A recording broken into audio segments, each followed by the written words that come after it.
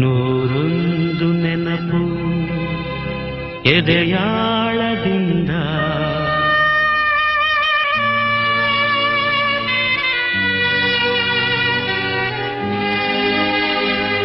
ಹಾಡಾಗಿ ಬಂತು ಆನಂದದಿಂದ.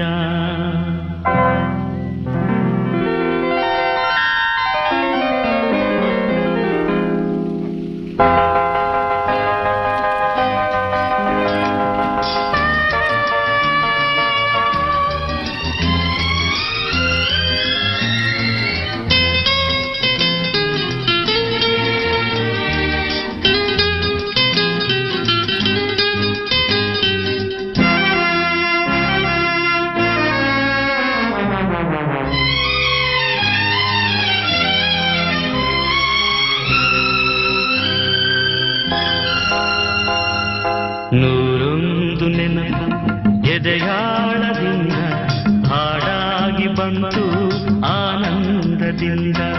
ನೂರೊಂದು ನೆನಪು ಎದೆಯಾಳದಿಂದ ಹಾಡಾಗಿ ಬಂತು ಆನಂದದಿಂದ. ಸಿಂಧೂರವಿಂದು ನಗಲಮ್ಮ ಎಂದು ಎಂದೆಂದು ಇರಲಮ್ಮ ಈ ದಿವ್ಯ ಬಂದ. ನೂರೊಂದು ನೆನಪು ಎದೆಯಾಳದಿಂದ ಹಾಡಾಗಿ ಬಂತು ಆನಂದದಿಂದ.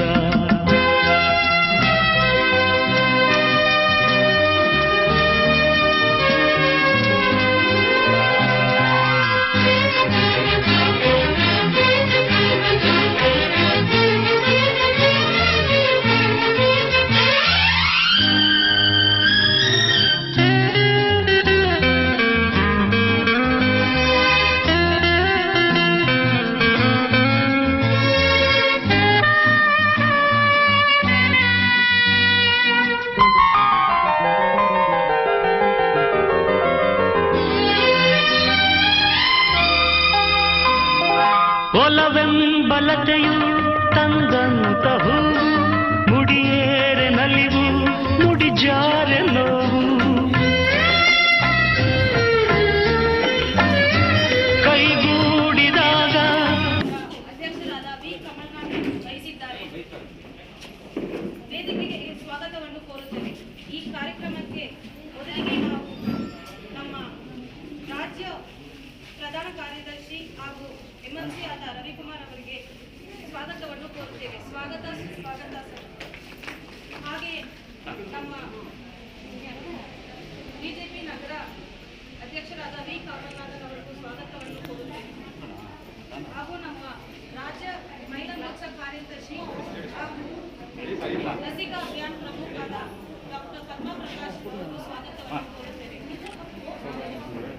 ಹಾಗೆ ಅದೇ ರೀತಿ ನಮ್ಮ ಜಿಲ್ಲಾ ಮಹಿಳಾ ಮೋರ್ಚಾ ಅಧ್ಯಕ್ಷರಾದ ಅನುದಾವೇನು ಹಾಗೂ ಜಿಲ್ಲಾ ಪ್ರಮುಖ ಲಸಿಕಾ ಅಭಿಯಾನ ಪ್ರಮುಖ ಅವರಿಗೂ ಸ್ವಾಗತವನ್ನು ಕೋರುತ್ತೇವೆ. ನಮ್ಮ ಜಿಲ್ಲಾ ಕಾರ್ಯದರ್ಶಿಯಾದ ಸಂಗೀತಾ ಶ್ರೀನಿವಾಸ್ ಅವರು ವೇದಿಕೆ ಆಗಮಿಸಬೇಕೆಂದು ವಿನಂತಿ ಮಾಡಿಕೊಳ್ತೀವಿ. ಅದೇ ರೀತಿ ನಮ್ಮ ನಗರಸಭಾ ಸದಸ್ಯರಾದ ರಾಧಾ ವಿಜಯಕುಮಾರ್ ಅವರಿಗೂ ಸ್ವಾಗತವನ್ನು ಕೋರುತ್ತೇವೆ. ಅದೇ ರೀತಿ ನಮ್ಮ ಮತ್ತೊಬ್ಬ ನಗರಸಭೆ ಸದಸ್ಯರಾದ ವೇಣಿ ಪಾಂಡ್ಯನ್ ಅವರಿಗೂ ಸ್ವಾಗತವನ್ನು ಕೋರುತ್ತೇವೆ. ಹಾಗೂ ನಮ್ಮ ಕೆಜೆಎಫ್ ಬಿಜೆಪಿ ಮಹಿಳಾ ಮೋರ್ಚಾ ಅಧ್ಯಕ್ಷರಾದ ಉಮಾ ಮಹೇಶ್ ಅವರಿಗೂ ಸ್ವಾಗತವನ್ನು ಕೋರುತ್ತೇವೆ. ಹಾಗೂ ಎಲ್ಲ ಗಣ್ಯರಿಗೂ ಹಾಗೂ ನಮ್ಮ ಜಿಲ್ಲಾ ಎಸ್ಸಿ ಮೋರ್ಚಾ ಪ್ರಧಾನ ಕಾರ್ಯದರ್ಶಿಯಾದ ಬಾಬಿ ಸುರೇಶ್ ಅವರಿಗೂ ಸ್ವಾಗತವನ್ನು ಕೋರುತ್ತೇವೆ. ಮತ್ತು ಎಲ್ಲ ಮೋರ್ಚಾ ಅಧ್ಯಕ್ಷರು, ಪ್ರಧಾನ ಕಾರ್ಯದರ್ಶಿಗಳು ಹಾಗೂ ಕಾರ್ಯಕರ್ತರಿಗೂ ಸ್ವಾಗತವನ್ನು ಕೋರುತ್ತೇವೆ.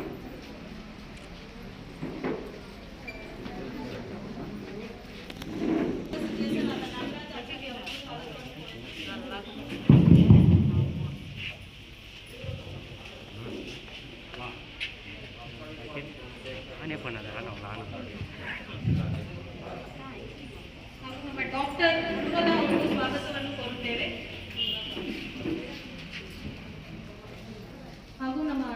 ಡಾಕ್ಟರ್ ಸುನೀಲ್ ಅವರು PHO ಅವರು ಸ್ವಾಗತವನ್ನು ಕೋರುತ್ತೇವೆ.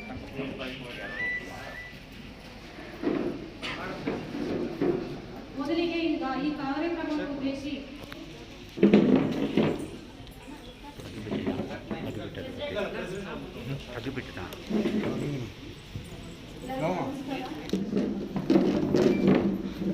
ಲಸಿಕಾ ವಿತರಣಾ ಸಮಾರಂಭದ ಮುಖ್ಯ ಅತಿಥಿಗಳಾದ ಕರ್ನಾಟಕ ರಾಜ್ಯ ಬಿಜೆಪಿಯ ಪ್ರಧಾನ ಕಾರ್ಯದರ್ಶಿಗಳು ಹಾಗೂ ವಿಧಾನ ಪರಿಷತ್ ಸದಸ್ಯರಾದ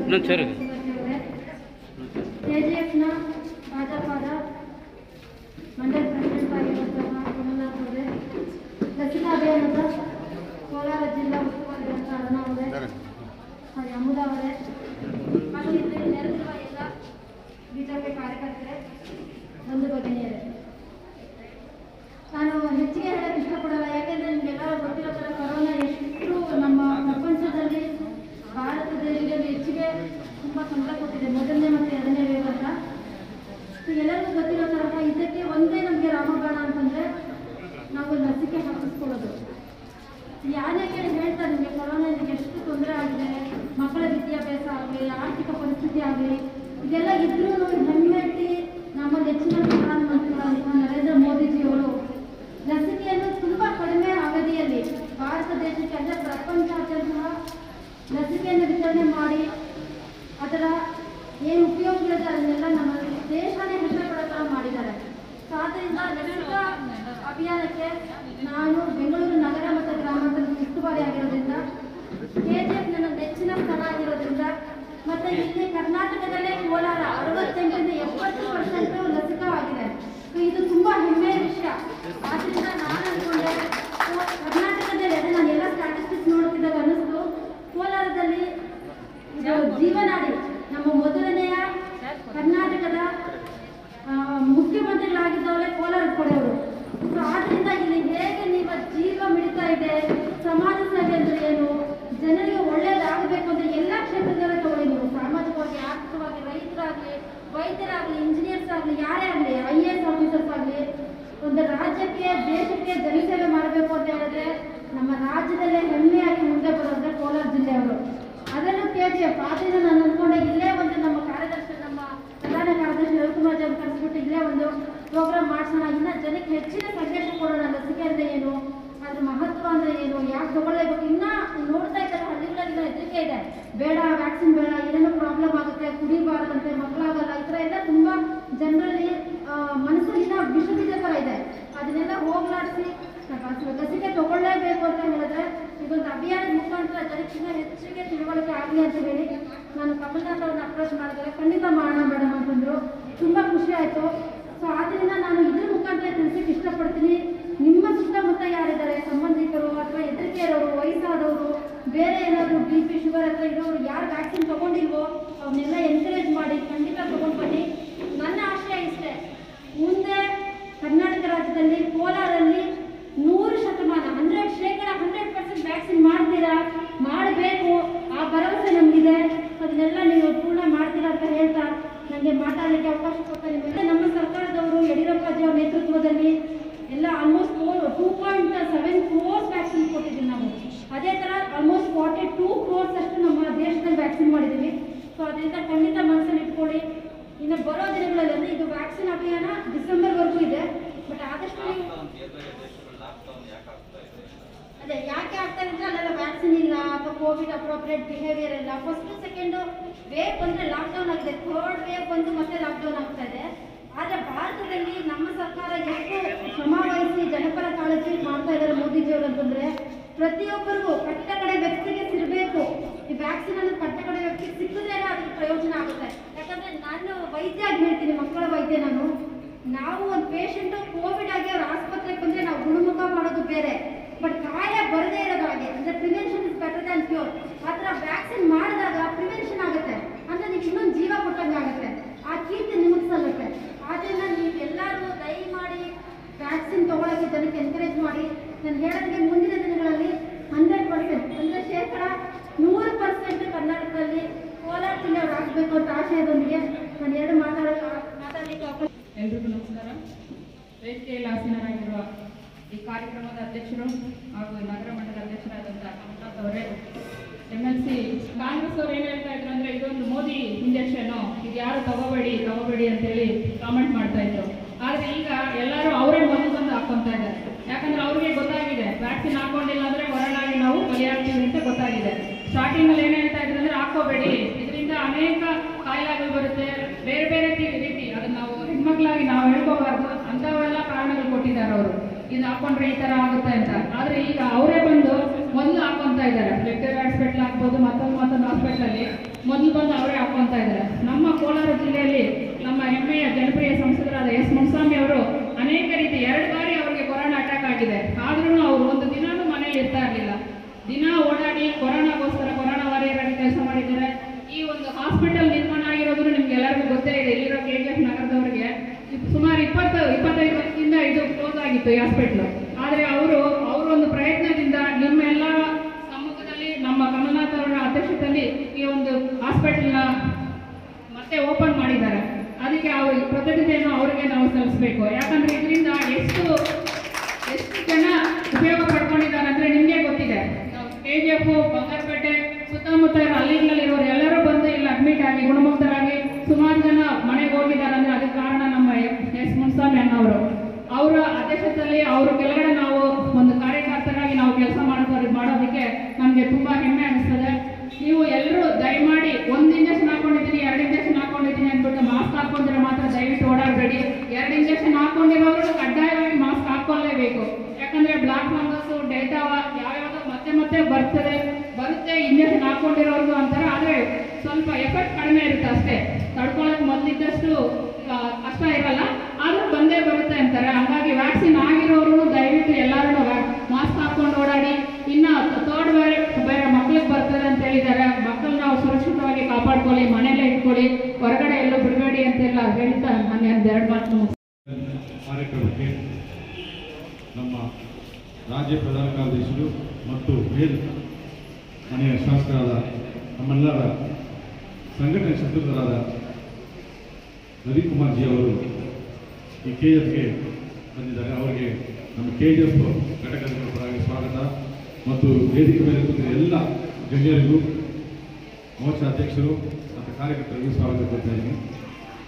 ಈಗಾಗಲೇ ನಾವು 11 ಗಂಟೆಗೆ ಈ ಕಾರ್ಯಕ್ರಮವನ್ನು ಶುರು ಮಾಡಬೇಕಾಗಿತ್ತು. 11 ಗಂಟೆಗಿಂತ ಲಸಿಕೆ ತುಂಬ ಜನ ಕಾಯ್ತಾ ಇದ್ದಾರೆ. ಇನ್ನೇನು ಕೆಲವೇ ಕ್ಷಣದಲ್ಲಿ ನಾವು ಲಸಿಕೆ ಅಭಿಯಾನ ಕಾರ್ಯಕ್ರಮ ಶುರು ಮಾಡ್ತೀವಿ. ಈಗಾಗಲೇ ಇದು ಮುಂಚೆ ನಮ್ಮ ಡಾಕ್ಟರ್ ಪದ್ಮಪ್ರಕಾಶ್ ಮತ್ತು ಅಂಬದೇವಿನವರ ಈ ಲಸಿಕೆ ಅಭಿಯಾನ ಮತ್ತು ಲಸಿಕೆ ಹಾಕೋ ಕುರಿತು ಅದರ ಇಂಪಾರ್ಟೆನ್ಸ್ ಅಂತ ಹೇಳಿದ್ದಾರೆ. ಈ KGFನಲ್ಲಿ ನಾವು ಲಾಸ್ಟು ಕೊರೋನಾ ಟೈಮಲ್ಲಿ ಸುಮಾರು ಒಂದು 30,000 ಜನಕ್ಕೆ ನಾವು ದಿನಸಿ ಕಿಟ್ಗಳು ನಮ್ಮ ಮಂಡಲ ಕೊಟ್ಟಿದ್ವಿ. ಮತ್ತು ಕುಡಿಯೋ ನೀರು ಮತ್ತು ಎಲ್ಲ ಥರದ ವ್ಯವಸ್ಥೆ ಮಾಡ್ತೀವಿ.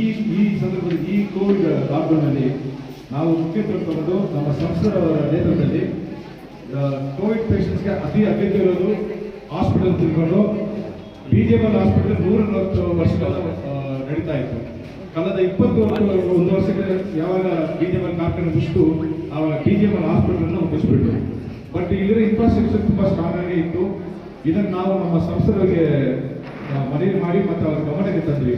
ಈ ಥರ ಒಳ್ಳೆಯ ಹಾಸ್ಪಿಟಲ್ ಇನ್ಫ್ರಾಸ್ಟ್ರಕ್ಚರ್ ಚೆನ್ನಾಗಿದೆ, ಇದನ್ನು ನಾವು ಯೂಸ್ ಮಾಡಿದ್ರೆ ಕೋವಿಡ್ ಕೇರ್ ಮತ್ತು ಕೋವಿಡ್ ಪೇಷಂಟ್ ಯೂಸ್ ಮಾಡಿದಾಗ ಅಂತಾಗ ಇಮಿಡಿಯೇಟ್ ಆಗಿ ತಕ್ಷಣ ಸಂಸ್ಥೆಗಳು ನಮ್ಮ ಕೋರಿಕೆ ಮೇಲೆ ನಮ್ಮ ಸೆಂಟ್ರಲ್ ಮಿನಿಸ್ಟರ್ ಆದ ಪ್ರಹ್ಲಾದ್ ಜೋಶಿ ಅವರಿಗೆ ಫೋನ್ ಮೂಲಕ ಕರೆ ಕೊಟ್ಟರು.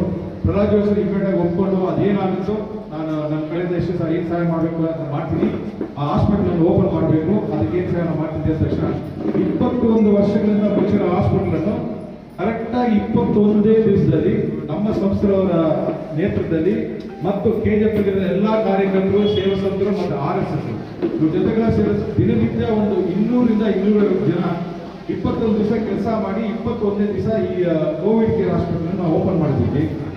ಓಪನ್ ಮಾಡಿದ ತಕ್ಷಣ 124 ಜನ ತನಕ ಕೋವಿಡ್ ಕೇರ್ ಇಲ್ಲಿ ಬಂದು ಚಿಕಿತ್ಸೆ ಪಡ್ಕೊಂಡಿದ್ದಾರೆ.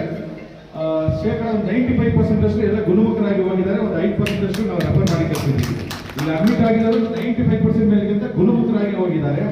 ಮತ್ತೆ ಈ ಹಾಸ್ಪಿಟಲ್ ಮುಂದುವರಿಬೇಕು ಅಂತ ನಮ್ಮ ಮುಖ್ಯಮಂತ್ರಿಗಳು ನಾವು ಮನವಿ ಮಾಡಿದ್ದೀವಿ. ಕೋವಿಡ್ ಕೇರ್ ಸೆಂಟರ್ನ ಕೋವಿಡ್ ಹಾಸ್ಪಿಟಲ್ ಮತ್ತೆ ಇದು ಜನರಲ್ ಹಾಸ್ಪಿಟಲ್ ಇಲ್ಲಿ ಕಂಟಿನ್ಯೂ ಆಗಬೇಕು ಅಂತ ನಮ್ಮ ಸಂಸ್ಥೆ ಈಗಾಗಲೇ ಅವರು ಮನವಿ ಪತ್ರ ಕೊಟ್ಟಿದ್ದಾರೆ.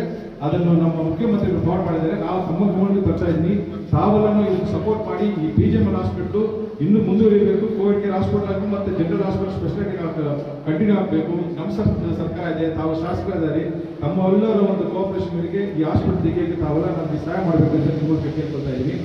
ಮತ್ತೆ ಈ ಕೋವಿಡ್ ಸಂದರ್ಭದಲ್ಲಿ ಈ ಹಾಸ್ಪಿಟಲ್ ಓಪನ್ ಮಾಡಿದೆ, ಎಷ್ಟೋ ಜನ ದಿನಸಿ ಕಟ್ಟುಗಳು ಮತ್ತು ಇತ್ಯಾದಿ ಕೊಡ್ತಾ ಇದ್ರು. ಬಟ್ ನಾವು ಏನು ಮಾಡಿದ್ವಿ, ಏನು ಮಾಸ್ಕ್ ಕೊಡೋದಾಗಲಿ, ಗ್ಲೌಸ್ಗಳು ಕೊಡೋದಾಗಲಿ, ಮತ್ತು ಸ್ಯಾನಿಟೈಸರ್ ಕೊಡೋದಾಗಲಿ ನಾವು ದಿನಸಿ ಕೊಟ್ವಿ.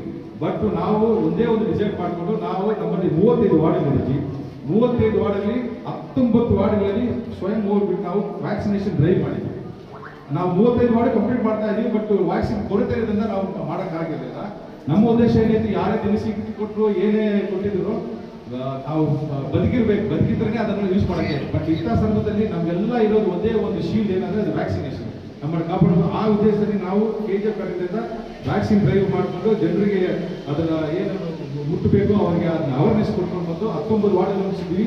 ಇನ್ನೇನು ಒಂದು 15 ದಿವಸ 35 ವಾರ್ಡ್ಗಳು ನಾವು ವ್ಯಾಕ್ಸಿನೇಷನ್ ಕಂಪ್ಲೀಟ್ ಮಾಡ್ತಿರ್ತಾ ಅಂತ ಈ ಒಂದು ಸಂದರ್ಭ ನನಗೆ ಮಾತಾಡೋಕ್ಕೆ ಅವಶ್ಯ ಮಾತಾಡೋದಕ್ಕೆ ಎಲ್ಲರೂ ಜನರಲ್ಲಿ ಹೇಳ್ತಾ ಇದ್ದೀನಿ.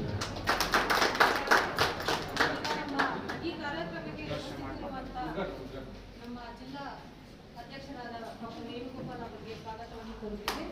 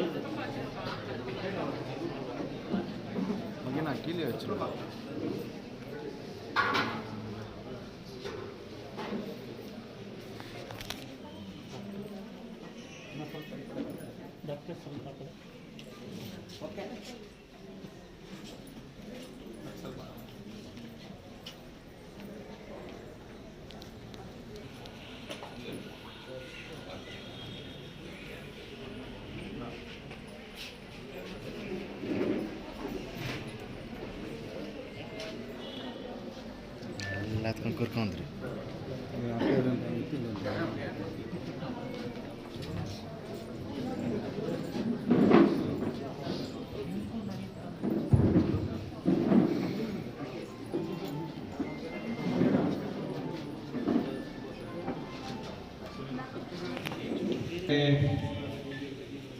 ಉಪಸ್ಥಿತರಿರ್ತಕ್ಕಂಥ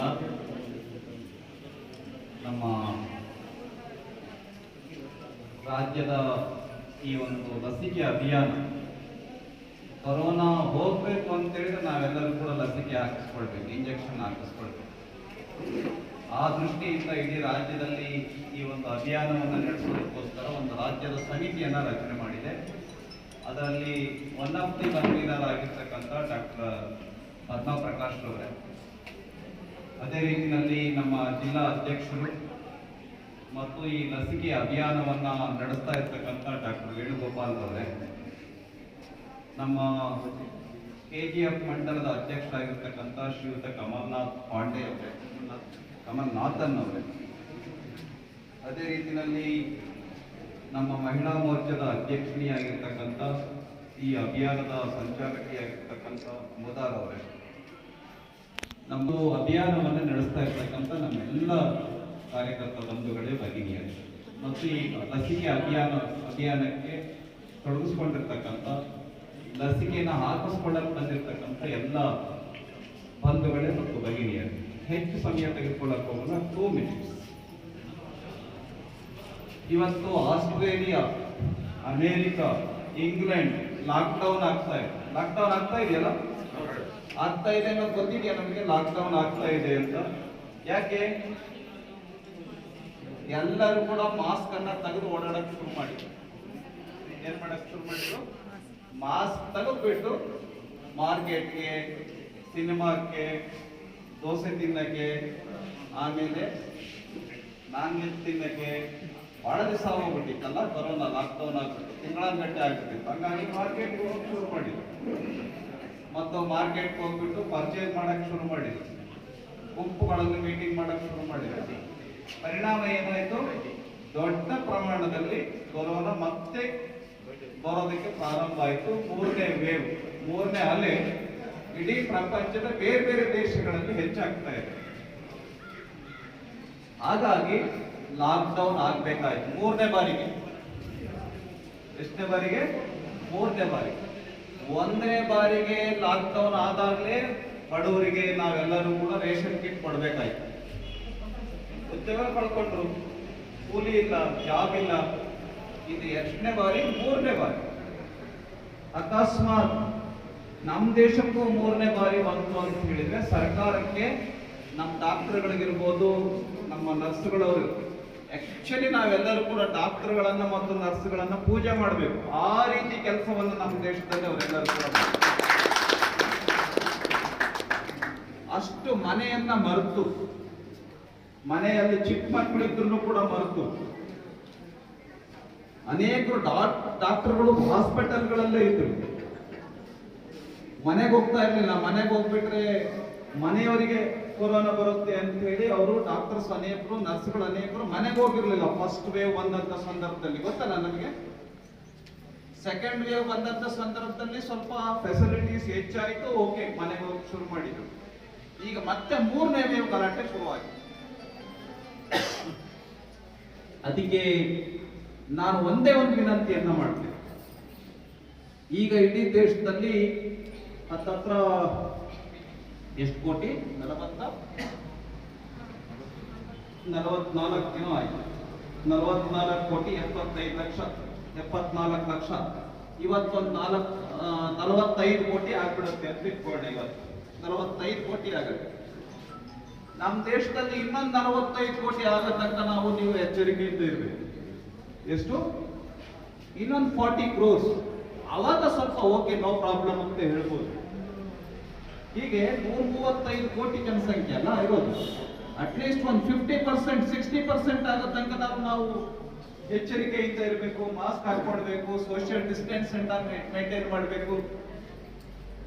ಮನೆಯಲ್ಲಿ ಚಿಕ್ಕ ಮಕ್ಕಳಿದ್ದಾರೆ, ಮನೆಯಲ್ಲಿ ನಮ್ಮ ತಂದೆ ತಾಯಿಗಳಿದ್ದಾರೆ, ಬೇಗ ಹಿರಿಯರಾಗಿರ್ತಕ್ಕಂಥವ್ರಿದ್ದಾರೆ. ಒಂದ್ ಸ್ವಲ್ಪ ಮೈ ಮರೆದ್ರೆ ಏನಾಗುತ್ತೆ ಅಂತ ಹೇಳಿ ಎಷ್ಟು ಹಾಸ್ಪಿಟಲ್ಗಳು ಸಾಕಾಗಲಿಲ್ಲ ನಮ್ಗೆಲ್ಲರೂ ಕೂಡ. ಮೊನ್ನೆ ಗೊತ್ತಿದೆ ಈ ಹಾಸ್ಪಿಟಲ್ ಯಾಕೆ ಓಪನ್ ಆಯ್ತು. ಬಂದಾಗಿತ್ತಲ್ಲ, ಎಷ್ಟು ವರ್ಷ ಬಂದಾಗಿತ್ತು? 21 ವರ್ಷ ಬಂದಾಗಿತ್ತು. It was become all India news. After 21 years this government has opened, sorry this hospital has opened ಅಂತ ಇಂಡಿಯಾ ಟುಡೇ ನಲ್ಲಿ, ಟೈಮ್ಸ್ ನೌ ನಲ್ಲಿ ನ್ಯೂಸ್ ಆಗಿರ್ತಕ್ಕಂಥದ್ದು ನಾವು ನೀವು ಎಲ್ಲರೂ ಕೂಡ ನೋಡಿದ್ದೀವಿ. ಹಾಗಾಗಿ ನಾನು ಹೆಚ್ಚು ಸಮಯ ತೆಗೆದುಕೊಳ್ಳಕ್ ಹೋಗಲ್ಲ. ಹಾಸ್ಪಿಟಲ್ ಬೇಕು. ಯಾಕೆ ಅಂತ ಹೇಳಿದ್ರೆ ನಮ್ಗೆ ಹುಷಾರಿಲ್ಲದೆ ಇದ್ರೆ ತೋರಿಸ್ಕೊಳ್ಳಬೇಕು. ಹುಷಾರಿಲ್ಲದೆ ಇರೋದು ಯಾಕೆ ಆಗ್ತಾ ಇದೆ? ನಮ್ಮ ಎಚ್ಚರಿಕೆಯ ಕಾರಣದಿಂದ, ಎಚ್ಚರಿಕೆ ವಹಿಸದೇ ಇರ್ತಕ್ಕಂಥ ಕಾರಣದಿಂದ ನಾವು ನೀವು ಎಲ್ಲರೂ ಕೂಡ ಹಾಸ್ಪಿಟಲ್ ಆಗ್ಬೇಕಾಗ್ತಾ ಇದೆ. ಒಬ್ರು 400 ಜನರವರೆಗೆ ಹಬ್ಬಿಸ್ಬೋದು ಅಂತ ಸೈಂಟಿಫಿಕ್ ರಿಪೋರ್ಟ್ ಇದೆ. ಒಬ್ರು ಎಷ್ಟು ಜನಕ್ಕೆ ಹಬ್ಬಿಸ್ಬೋದು ಕೊರೋನಾನ? 400 ಜನಕ್ಕೆ. ವೇಣುಗೋಪಾಲ್ ಅವರು ಇಲ್ಲೇ ಇದ್ದಾರೆ, ಡಾಕ್ಟ್ರು ಇಲ್ಲೇ ಇದ್ದಾರೆ. ಇವತ್ತೊಂದು ರೀತಿ ಈ ಕೊರೋನಾ ಬಂದಿದ್ರಿಂದ ಏನಾಗ್ಬಿಟ್ಟಿದೆ, ಅವೇರ್ನೆಸ್ ದೊಡ್ಡ ಪ್ರಮಾಣದಲ್ಲಿ ಬಂದಿದೆ. ಹಾಗಾಗಿ ನಾನು ಹೆಚ್ಚು ಸಮಯವನ್ನು ತೆಗೆದುಕೊಳ್ಳಕ್ ಹೋಗಲ್ಲ.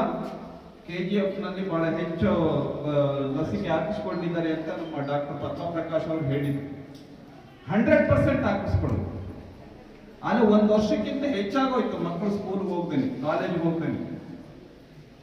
ಈ ರೀತಿ ಬಹಳ ರೈಟ್ ಏಜ್ ನಲ್ಲಿ ಚಿಕ್ಕ ಮಕ್ಕಳು ಸ್ಕೂಲ್ ಹೋಗದೆ ಹೋಗ್ಬಿಟ್ರೆ, ಟೀಚರ್ಸ್ ಕಾಂಟ್ಯಾಕ್ಟ್ ಇಲ್ಲದೆ ಹೋಗ್ಬಿಟ್ರೆ, ಅಕ್ಷರದ ಕಾಂಟ್ಯಾಕ್ಟ್ ಇಲ್ಲದೆ ಹೋಗ್ಬಿಟ್ರೆ, ಜ್ಞಾನದ ಕಾಂಟ್ಯಾಕ್ಟ್ ಇಲ್ಲದೆ ಹೋಗ್ಬಿಟ್ರೆ ಏನಾಗುತ್ತೆ? ಮಕ್ಕಳ ಶಿಕ್ಷಣ ನಮ್ಗೆಲ್ರಿಗೂ ಕೂಡ ಡಿಸ್ಲಿಂಕ್ ಆದ್ರೆ, ಎಜುಕೇಶನ್ ಡಿಸ್ಲಿಂಕ್ ಆದ್ರೆ ಪರೀಕ್ಷೆ ಹೆಂಗಿದ್ರು ಪಾಸ್ ಮಾಡ್ತಾರೆ ಅಂತೇಳಿ ಪ್ರತಿ ಮನೆ ಚಿಕ್ಕ ಮಕ್ಕಳಿಂದ ಹಿಡ್ಕೊಂಡು MBBS ವರೆಗೆ ಮಕ್ಕಳಿಗೆ ಎಲ್ಲರಿಗೂ ಕೂಡ ಇದೇ ಕಮ್ಯುನಿಕೇಟ್ ಆಗ್ತಾ ಹೋದ್ರೆ ಶಿಕ್ಷಣದ ಪರಿಸ್ಥಿತಿ ಏನಾಗ್ತದೆ? ಟೀಚರ್ಸ್ ಕೂಡ ಪುಸ್ತಕ ಮುಟ್ತಾನೆ 1 ವರ್ಷ ಆಯ್ತೇನೋ ಅನೇಕರು, ಹೆಂಗಿದ್ರು ಪಾಠ ಮಾಡೋದಿಲ್ಲ ಬಿಡಿ ಅಂತ. ಅಂದ್ರೆ ಮನುಷ್ಯನಿಗೆ ನೆನಪಿನ ಶಕ್ತಿನೂ ಕೂಡ ಬಹಳ ಕಡಿಮೆ ಇರುತ್ತೆ. ಪದೇ ಪದೇ ಪುಸ್ತಕಗಳನ್ನು ಮುಟ್ತಾ ಇದ್ರೆ, ಓದ್ತಾ ಇದ್ರೆ, ಟಚ್ ನಲ್ಲಿದ್ರು ಮಾತ್ರ ನೆನಪಲ್ಲಿರುತ್ತೆ. ಈ ರೀತಿ ಶಿಕ್ಷಣದ ಕ್ವಾಲಿಟಿಯು ಕೂಡ ಡಿಕ್ರೀಸ್ ಆಗ್ತಾ ಹೋಗುತ್ತೆ. ಹಾಗಾಗಿ ನಾನು ಹೆಚ್ಚು ಸಮಯ ತೆಗೆದುಕೊಳ್ಳಕ್ ಹೋಗಲ್ಲ. ಕೋಟ್ಯಾಂತರ ಜನ ಕಾರ್ಮಿಕರು ಬಂದಾಗಿದ್ದಾವೆ ಇಂಡಸ್ಟ್ರೀಸ್ ಎಲ್ಲ. ಕಾರಣ ಏನು? ಕೊರೋನಾ. ಹಾಗಾಗಿ ಇದ್ರ ಪರಿಣಾಮ ನಮ್ಮೆಲ್ಲರಿಗೂ ಕೂಡ ಗೊತ್ತಿದೆ. ಈ ಒಂದು ಭಯಾನಕ ಕೊರೋನಾ ಚೈನಾ ದೇಶದಿಂದ ನಮಗೆ ಬಂದಿದೆ. ಇದನ್ನ ನಾವೆಲ್ಲರಿಗೂ ಕಮ್ಯುನಿಕೇಟ್ ಮಾಡೋಣ. ಹಳ್ಳಿಗಳಲ್ಲೂ ಕೂತ್ನಲ್ಲೂ ಯಾರ್ಯಾರು ಲಸಿಕೆ ಹಾಕಿಸ್ಕೊಂಡಿಲ್ಲ ಅವ್ರನ್ನ ಲಸಿಕೆ ಹಾಕಿಸ್ಕೊಳ್ಬೇಕು. ಈವನ್ ನಮ್ಮ ಮೋದಿಯವರ ತಾಯಿ, ನರೇಂದ್ರ ಮೋದಿ ಅವರ ತಾಯಿ 100 ವರ್ಷ ಆಗಿದೆ. 100 ವರ್ಷ ಆಗಿದ್ರು ಕೂಡ ಅವ್ರು ಲಸಿಕೆಯನ್ನು ಹಾಕಿಸ್ಕೊಂಡಿದ್ದಾರೆ. ಅವ್ರು ಹೇಳಿದ್ದಾರೆ, ನಮ್ಮ ತಾಯಿನೇ ಹಾಕಿಸ್ಕೊಂಡಿದ್ದಾರೆ, ನೀವ್ ಯಾಕೆ ಹಾಕಿಸ್ಕೊಳ್ತಾ ಇಲ್ಲ? ಹಾಕಿಸ್ಕೊಳ್ಳಿ, ಏನು ಎದುರುಬೇಡಿ ಅಂತ ನರೇಂದ್ರ ಮೋದಿ ಅವರು ನಮ್ಮ ದೇಶದ ಜನರಿಗೆ ಧೈರ್ಯವನ್ನು ತುಂಬಿದ್ದಾರೆ. ಹಾಗಾಗಿ ನಮ್ಮ ನರ್ಸ್ಗಳು ಮತ್ತು ಡಾಕ್ಟರ್ಗಳನ್ನ ಡೆಡಿಕೇಶನ್ ಒಂದ್ ರೀತಿ ಬಹಳ ದೊಡ್ಡ ಪ್ರಮಾಣದಲ್ಲಿ ತ್ಯಾಗವನ್ನು ಅವ್ರು ಮಾಡ್ತಾ ಇದ್ದಾರೆ. ಅವ್ರ ಸಲುವಾಗಿ ಆದ್ರೂ ಕೂಡ ನಾವು ಲಸಿಕೆಯನ್ನ ಚೆನ್ನಾಗಿ ಮಾಡೋಣ ಅಂತ ಹೇಳ್ತಾರೆ. ನನ್ನ 4 ಮಾತನ್ನು ಮುಗಿಸ್ತಕ್ಕಂಥ ಈ BGML ಹಾಸ್ಪಿಟಲ್ ಅನ್ನು ಓಪನ್ ಮಾಡಿ ಸಾಕಷ್ಟು ಅನುಕೂಲತೆ ಮಾಡಿಕೊಳ್ಳತಕ್ಕಂಥ ನಮ್ಮ ಕಾರ್ಯಕರ್ತರಿಗೆ ಈ ಸಂದರ್ಭದಲ್ಲಿ ಅಭಿನಂದನೆ ಅಂತ ಹೇಳಿ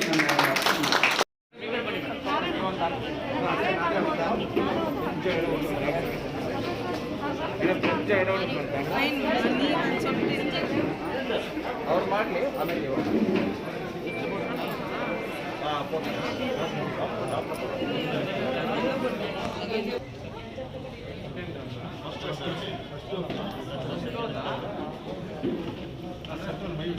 ತಪ್ಪಿಸ್ಕೊಂಡು ಓಡಾಡಿ.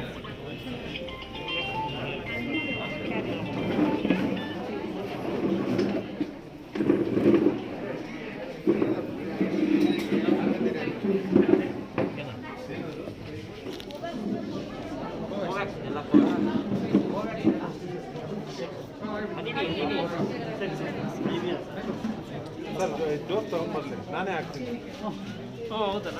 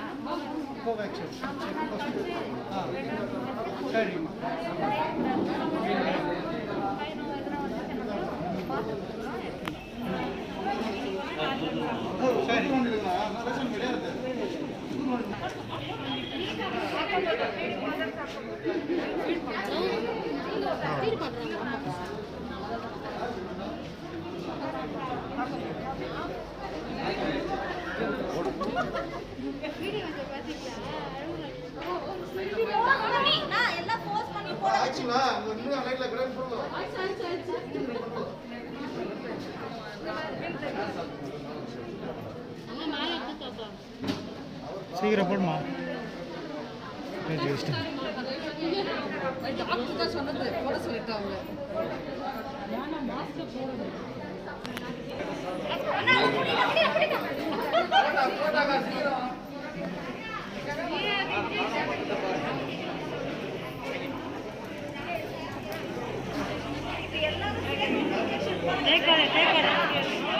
தேக்கிடாது அப்படியே கொஞ்சம் மேலே தூக்கு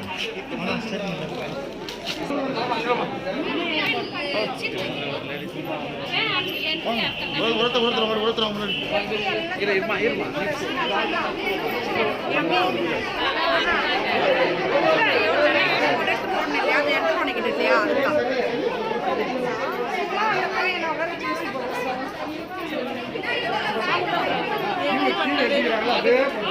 நன்றி பண்ணுங்க.